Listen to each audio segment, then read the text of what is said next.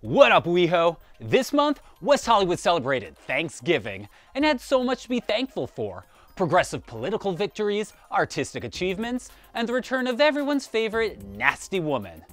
No, I was talking about this nasty woman. I smell liquor on my breath, you're drunk!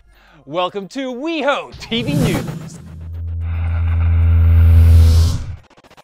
Happy November, West Hollywood. I'm Mike Siriaco, and I'm bringing you everything you need to know about WeHo, courtesy of the city of West Hollywood.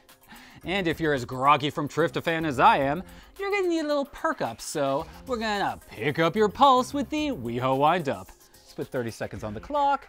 The Justice League movie was critical kryptonite. Fortunately, Veterans Day proved that real Wonder Women and Wonder Men come in all shapes and sizes. No, you're not tripping. The Sense of Place art installation sashayed over to a new place. Chris Kraus spilled some literary tea at WeHo Reads, and Democrats won big on election day, like trans candidate Danica Rome, who beat transphobic bathroom bill sponsor Bob Marshall, and New Jersey's new governor, Phil Murphy, who'll be replacing Chris Christie. We all look forward to not seeing you at the Jersey Shore. So I apologize for exposing your eyes to such harsh images, so let's cleanse your optical palate with these news briefs. This month, Sense of Place, the 8-foot concrete art installation comprised of multiple cubes, was disassembled and reinstalled in locations across Los Angeles.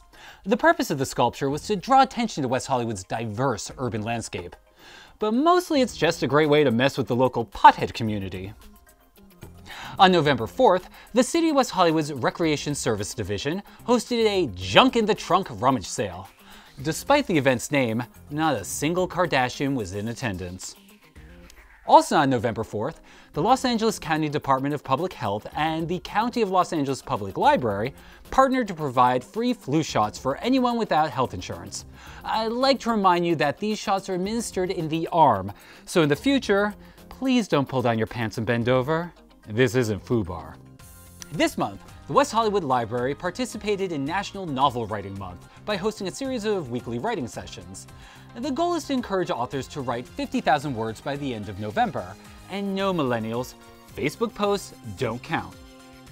And finally, this month, the Los Angeles County Sheriff's Department began a monthly safe drug drop-off program, which provided the community with an opportunity to safely and anonymously surrender any leftover prescription drugs at the West Hollywood Sheriff's Station. Warning, do not be tricked into dropping them off into the scary clown's mouth. Ooh, just looking at her makes me itchy, so we better change out of these news briefs. November is Transgender Awareness Month, and there are so many ways to recognize our trans family, from lighting up West Hollywood City Hall in the colors of the transgender flag, to electing trans people to public office. So, in honor of trans awareness, we'd like to share with you 5 trans heroes you need to know, starting with number 1, Alan L. Hart. In 1917, Dr. Alan L. Hart was the first documented trans person in the United States to undergo hysterectomy and gonadectomy. Although Hart's trans status initially hindered his medical career, he went on to pioneer the use of X-rays to detect tuberculosis, which at the time was the deadliest disease in the United States, thus saving thousands of American lives. Number 2, Christine Jorgensen. By the 1950s, transgender people had become more visible, most prominently Christine Jorgensen, who in 1952 became the first widely publicized person to have undergone gender reassignment surgery. Unfortunately, although trans people were visible, they weren't necessarily recognized legally. In 1959, Jorgensen was denied a marriage license when she attempted to marry a man, and her fiancé lost his job when their engagement became public knowledge. Despite this, Jorgensen established herself as a trans role model, influencing other trans people to change their names and the genders on their birth certificates. Most importantly, she posited that gender isn't a static binary, and that's one's sexuality isn't always dictated by their biology. Number 3, Marsha P. Johnson. Arguably, the Stonewall riots were the most influential LGBT event of the 20th century, and trans activists were on its vanguard, including Marsha P. Johnson. This lifelong activist would go on to found groups such as the Gay Liberation Front and was a prominent member of the AIDS organization ACT UP. When not crusading for the queer community, Johnson, affectionately dubbed the mayor of Christopher Street, could be found modeling for Andy Warhol or turning it out with the gender-bending performance troupe Hot Peaches. Number 4. Alexandra Billings. In the 21st century, trans people have become increasingly more accepted within mainstream society, primarily through positive portrayals of trans characters in film and television. A prominent example is Alexandra Billings on the groundbreaking series Transparent, who shares her first-hand experience as a trans woman in the role of Davina. And with the show's lead, Jeffrey Tambor, exiting the series due to off-screen controversy, perhaps the show can focus more on Billings' Davina, a trans character played by an actual trans actress. Number 5. Danica Rome. Earlier this month, 33-year-old Danica Rome became the first openly trans person to be elected to the Virginia legislature, defeating Bob Marshall, a major supporter of the transphobic HB 1612, aka the bathroom bill. During the campaign, Marshall refused to participate in debates with Rome, referred to her with male pronouns, and ran vicious personal attack ads against her. Yet, when given an opportunity to badmouth her bully, Rome simply responded, quote, "I didn't attack my constituents. Bob is my constituent now." Hey, leaders lead. Oh, and Bob, if it helps any, don't think of it as being beaten by a trans person. Think of it as being beaten by karma. That's on you. And trans family, you better work. I know I said it all sassy, but we're actually being literal here. As in like, we go now to Eddie Robinson at the Trans Job Fair. It's Transgender Awareness Month in the city of West Hollywood, and according to statistics from the National Center for Transgender Equality, more than 1 in 4 transgender people have lost a job due to bias, and more than 3/4 have experienced some type of workplace discrimination. What can we do as the LGBT community in the city of West Hollywood to combat these staggering statistics? I'm Eddie Robinson, and this is WeHoTV News. In association with the Los Angeles LGBT Center's Transgender Economic Empowerment Project, the City of West Hollywood recently presented the Transgender Job Fair, held at the West Hollywood Park Auditorium. So language becomes really important when interacting with trans people. Drian Juarez, an organizer of the fair, explained why these events are key to fortifying the strength of the transgender community. So we really work with our clients to figure out what is their first step to economic health and getting them on the road to eventually getting a job and stabilizing their lives. Today we have 53 employers who registered to be here today, ready to connect with our community. This is what it's about, inspiring people to keep looking forward and to know that they can have the life that they want. We spoke with a job seeker to learn how opportunities such as this can provide much needed assistance where other job fairs may not address and embrace the qualifications of the transgender community. Of all the job fairs I've been to recently, this is the only one that was specifically for trans people. And not that anyone who's not trans couldn't come, but it's nice to see that the local industry and businesses are seeing the need for a wide diversity of people and are supporting transgender people, and that we have a place to fit, that they recognize our skill sets and a diversity that we can bring to the table. Transgender entrepreneur Michaela Mendelson discussed the benefits of having trans presence in the workplace. In today's society, if we try to segregate or not understand a certain element of the workplace, first of all, you're losing out on a large base of good employment. But second of all, you're going to have issues where your people aren't working as a unit and they're not as creative and as powerful as they could be. For more information on employment and empowerment opportunities for the transgender community, email teep@lalgbtcenter.org. And for more information on upcoming events from the city of West Hollywood, visit WeHo.org. I'm Eddie Robinson, WeHoTV News. Mike, back to you. Thanks, Eddie. West Hollywood's trans community wasn't the only one looking towards the future. This month, the City of West Hollywood and its Arts and Cultural Affairs Commission unfurled WeHo Arts, the Plan, a community-based cultural planning process outlining WeHo's artistic future. You can learn all about it by hitting up the website below. The plan is guided by 5 core principles that we'd like to break down for you with the help of some handy-dandy animation.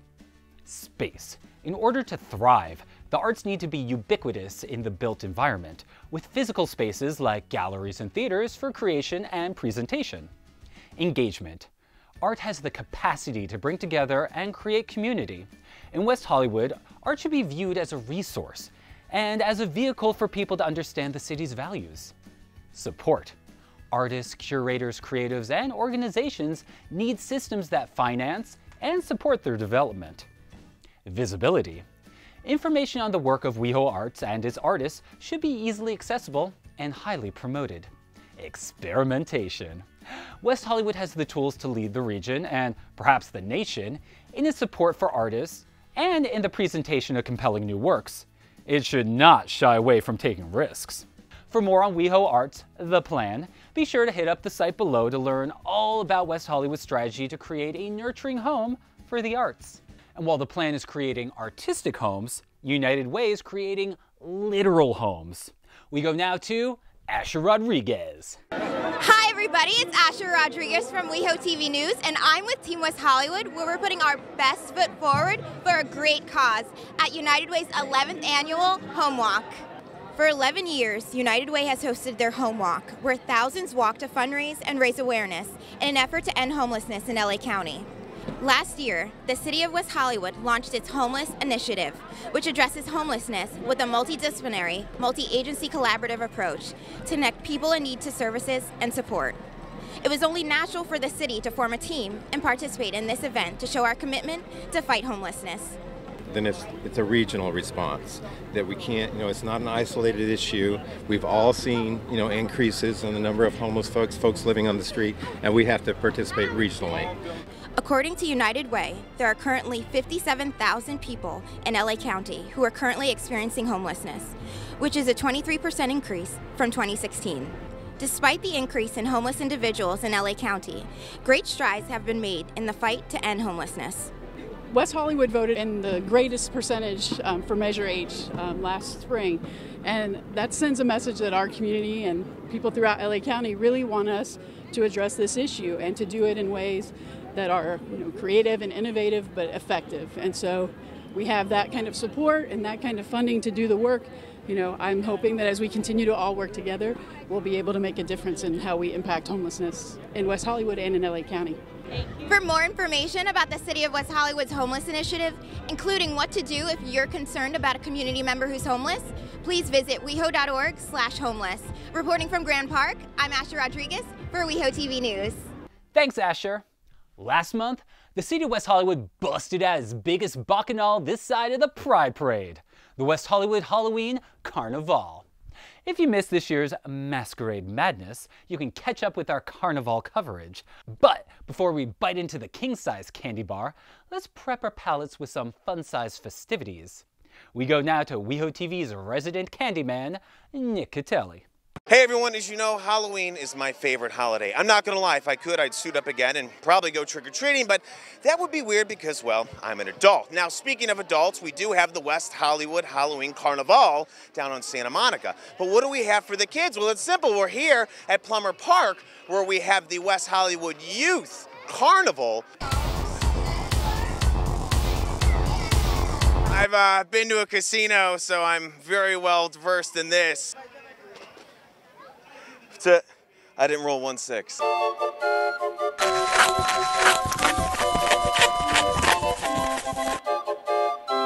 Okay. I'm not gonna lie, guys. I think this is gonna be my new headshot because it is gorgeous. Oh!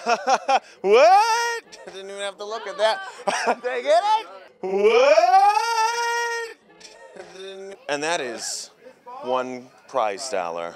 Boom, love this currency. Thank you. Now, the Youth Halloween Carnival is made possible by the City of West Hollywood's Recreational Services Division. So if you see them, give them a high five, big hug, maybe a muffin basket or something like that, because they did an amazing job throwing this carnival. So, for WeHoTV News, I'm Nick Catelli, and I had a blast at the West Hollywood Youth Halloween Carnival. Now that we put the kiddies to bed, let's check out the adult side of Halloween with the help of our old friend, Drew Droege.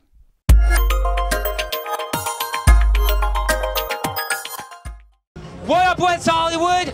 We are here on Santa Monica Boulevard for the 30th anniversary of the West Hollywood Halloween Carnaval. Yes! I love Halloween. It's that magical night where little girls dress up like Disney princesses and big gay muscle men dress up like Disney princesses. Sure. Tonight we are joined by our good friend, Drew Droege. Fans of WeHoTV News knows that our field correspondent, Nick Catelli, was going to tease us with which costume he picked.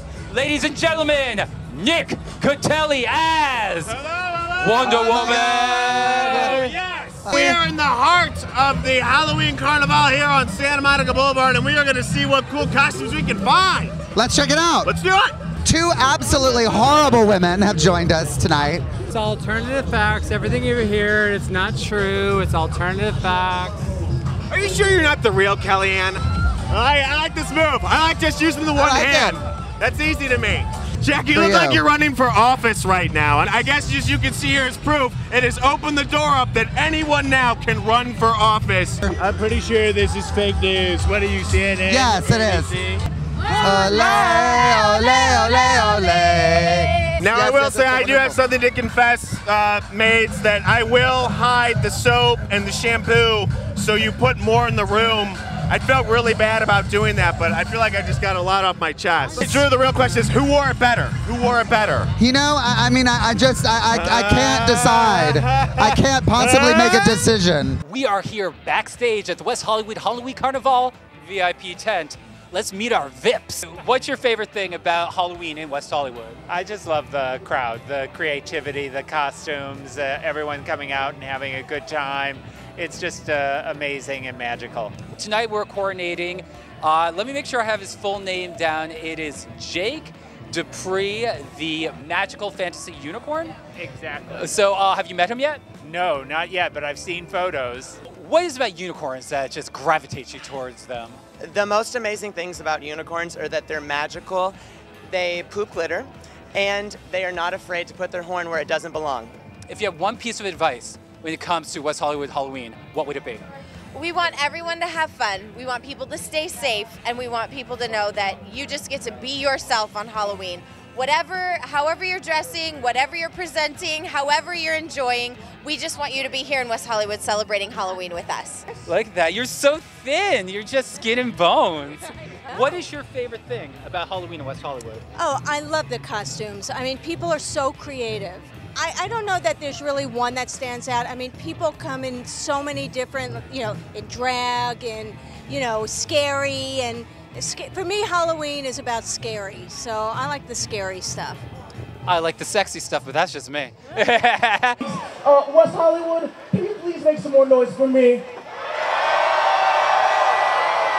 Well, thank you for coming, West Hollywood. We'll see you next year. Thank you for the tricks. Thank you for the treats. Thank you, City of West Hollywood. Thank you, WeHoTV. Stay classy, guys. Get home safe. Good news, WeHo. You have 5 weeks to burn off those candy carbs before you pack on the Christmas pounds.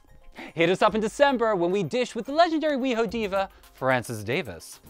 Davis is regarded as West Hollywood's original diva, and she became the hostess at the famed Roy's restaurant in WeHo. Instead of calling me hostess, they started calling me maitre diva, and then later it was just the diva. And as always, we'll have more news, noise, and nonsense. Until then, keep it cute, WeHo.